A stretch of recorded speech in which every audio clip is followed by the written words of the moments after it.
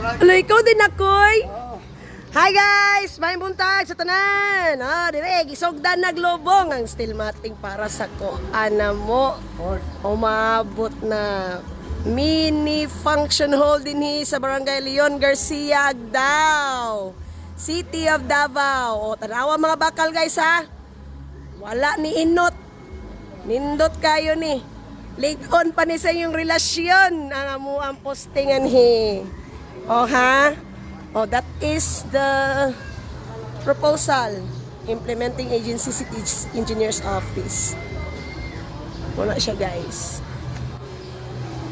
Ay, ani ka bagtik ang mga project din sa City of Davao, Agdao, Barangay Leon Garcia. Soon to rise our mini function hall.